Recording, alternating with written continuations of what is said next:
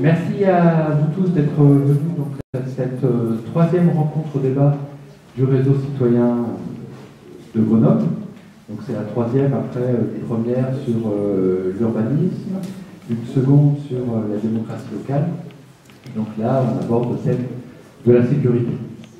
Alors, la soirée va se dérouler ainsi. On a demandé à deux intervenants de nous présenter des points généraux et en même temps de rentrer un peu dans le détail de ce qu'on peut dire sur les différents aspects de la sécurité. Donc pour une petite heure pour l'ensemble des deux intervenants.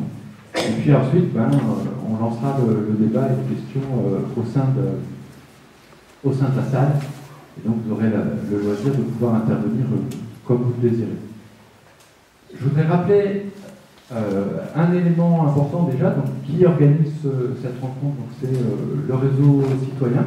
Donc, le réseau citoyen, c'est un rassemblement d'habitants de Grenoble qui se sont rencontrés suite à différentes actions, mouvements, participations dans des collectifs, associations, ou simples citoyens grenoblois rencontrés maintenant de bouche à oreille sur les marchés ou à différentes occasions. Et qui ont à peu près tous fait un constat que actuellement il y a au sein de la municipalité actuelle un manque au moins de dialogue ou de démocratie envers les citoyens et qui souhaitent bien pouvoir intervenir directement dans ce cadre-là et en particulier être assez motivés ou même complètement motivés dans l'action pour se présenter et être un acteur actif dans la prochaine campagne municipale. Donc, juste pour signaler tout ça, les éléments concrets de cet aspect-là ne sont pas encore finalisés, et pour les adhérents, pour les gens qui soutiennent le réseau citoyen, je signale tout de suite qu'on aura une assemblée générale le 26 juin, et là, il faudra qu'on prenne des décisions sur la suite de notre action, de notre programme. Je voudrais préciser un autre élément sur le format qu'on se donne dans ces rencontres, dans ces réunions-là. Notre objectif n'est pas de dérouler un programme électoral dès à présent et d'en citer les différents points. On a des convictions, on a des idées, elles sont écrites dans un document d'appel qu'on s'était donné déjà depuis plus d'un an. Et dans ce cadre-là, eh bien, on invite des intervenants dont on sait que dans une partie de leur discours, on peut se retrouver sur certains points, et on va orienter dans ce cadre-là. Mais l'objectif ce soir, c'est pas de dérouler un tableau en 12 points ou 15 points que aurait le réseau sur la sécurité. C'est bien un débat, on a besoin des avis de tout le monde, il faudra qu'on prenne des décisions, mais on le fait en écoutant et en recueillant des impressions et des éléments de chacun. À ce sujet-là, alors, ce soir, on ne fait pas tout à fait ça comble. Donc, l'objectif, si certains d'entre vous ne peuvent pas s'exprimer dans le débat qui suivra, on a des feuilles de papier, n'hésitez pas à laisser des impressions ou des éléments écrits, et on a une urne pour que vous nous laissiez vos contributions, voilà, si vous n'avez pas pu le faire oralement, ou si vous souhaitez laisser une trace écrite en sortant. Donc, je vais commencer par laisser la parole à M. Grillot, donc, qui a été commandant de police sur les secteurs sud de Grenoble. Bonsoir. Et qui va nous présenter rapidement une dizaine de minutes. Voilà, bonsoir. Donc, je suis un ancien commandant de police à la retraite et j'ai travaillé dans les quartiers de la Villeneuve, Tesser, Léangeau, Abély, où j'avais mis en place une police de proximité. À l'époque, on n'appelait pas ça police de proximité, on appelait ça police des quartiers. Une police à caractère préventif pour travailler au plus près des habitants, gagner leur confiance et surtout travailler soit en amont de l'infraction, c'est-à-dire avant le délit, ou après. Et c'était très important de travailler en amont parce que la population réclamait une présence policière constante à qui elle devait faire confiance. Alors donc c'était pour moi une grave erreur, ça marche là. C'était une grave erreur. Plus près, hein. C'était une grave erreur de supprimer les polices de proximité. Au contraire, il fallait les conforter dans leur spécificité Et dans une insécurité à plusieurs facettes, aujourd'hui on a une insécurité à plusieurs facettes, cette police de proximité, elle avait toute sa place parmi les autres services de police. Si j'affectionne ces polices, comme j'ai dit tout à l'heure, c'est pour les avoir mis en application dans des quartiers qui étaient réputés chauds. Lorsque je suis arrivé à La Villeneuve, au milieu des années 80, c'était très chaud. Il y avait un vaste trafic d'héroïne, beaucoup d'héroïne, d'ailleurs des toxicomanes, d'ailleurs venaient s'approvisionner là. Et lié à cette toxicomanie, il y avait effectivement beaucoup de cambriolages, de vols avec effraction, de vols avec violence, etc. etc.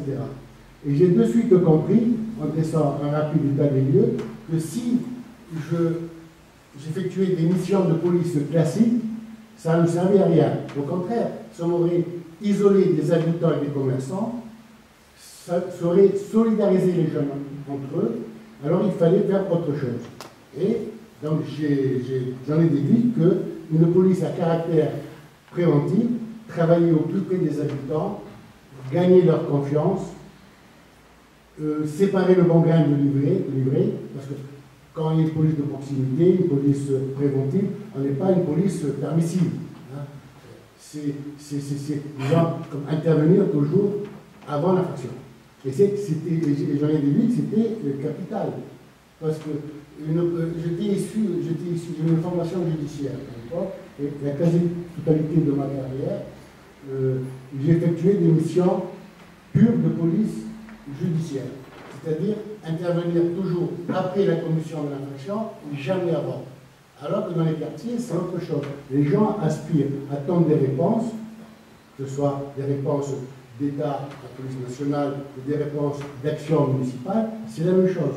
Et qui plus est, lorsque je travaillais à la Villeneuve, après, je me suis inscrit dans le tissu associatif de la Villeneuve, qui à l'époque était très très performant, actif, et il ne voulait pas avoir un quartier qui était à la dérive, un tissu associatif donc responsable. Simplement que les premières réunions, les ont été chaudes, on a tiré sur le pianiste à boulet rouge. Le pianiste c'était moi. Et après, donc ça m'avait appris, j'ai dit tiens, au lieu de baisser les bras, j'ai dit ils ont raison, il faut qu'on travaille en osmose, donc les associations, on s'inscrive dans ce tissu social, et c'est là qu'on peut arriver à faire, et aujourd'hui j'en déduis, hein, que c'était une grave erreur d'avoir supprimé cette police, et comment je peux dire, les pouvoirs publics, qui sont de droite ou de gauche, ne veulent pas ou ne savent pas comment donc mettre en place une telle police. Et on le voit à Marseille avec tous ces règlements de compte sanglants, l'accroissement des zones de non-droit est actuellement de plus en plus constant. Dernièrement, et c'est une première, les manifestations des mères de famille des quartiers nord de Marseille nous ont démontré qu'ils attendent des réponses que les pouvoirs publics, ou plus exactement leurs conseillers, c'est-à-dire les stratèges de la police en lieu, ne savent pas satisfaire. Voilà. Donc, ce que j'avais à dire, c'est cette police de proximité. Maintenant, si vous avez des questions, je peux répondre parce que je ne suis pas habitué à faire des conférences. Voilà. Et justement, là, je vois, à l'époque, on faisait les premières réunions, là, on dirait à Boulet Rouge, on avait dit tiens, un policier, top, à abattre. On n'a pas vous. Mais je n'avais pas baissé les bras. Après, on a fait ce travail d'enfant, ce travail de fond, qui a fait que j'ai eu la confiance des habitants. Les habitants m'ont fait confiance et la participation dans police-habitants, elle était faramineuse. Et ça a permis d'avoir une sécurité à toute épreuve. On avait fait tomber tout un réseau de trafiquants d'héroïne. On avait donc, après, diminué les cambriolages, on a fait un travail. Et si bien que le préfet de l'époque, M. Vial, m'avait demandé si je voulais donc, poursuivre une action, c'est là que j'ai donné M. Berrios, à Tesser et en Vivo, où le quartier encore était plus chaud. Et donc un exemple de la présence, disons que cette police de proximité soit indispensable, c'est que le directeur de police de l'époque, il y a 10 ans avant que j'arrive, avait eu la bonne idée de lever tous les îlotiers. C'était un directeur qui était fait pour l'amour, non, plutôt pour le tango. Et donc les jeunes avaient vécu 10 ans sans présence policière. Et après, là, il y avait caillassage de police, les gens étaient pris en otage, les jeunes n'avaient pas le droit de regarder les autres enfants, c'est-à-dire quelque chose d'abominable. Et donc, M. Berrios était à l'époque là-bas, et on avait travaillé de la même façon. Donc, cette action préventive, toujours en amont de l'infraction, et ça avait donné ses fruits.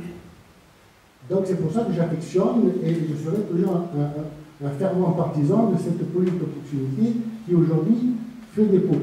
C'est vrai qu'on pourra dire aujourd'hui, oui, mais ça, c'était avant.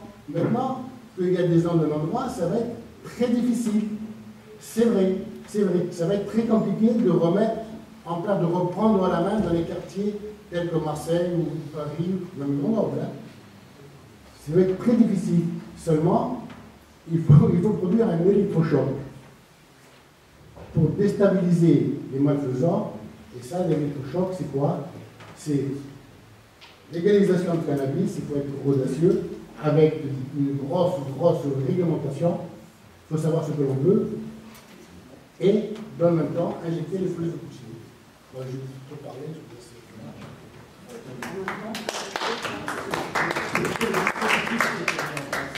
Dispositif qui avait eu lieu dans les années 80.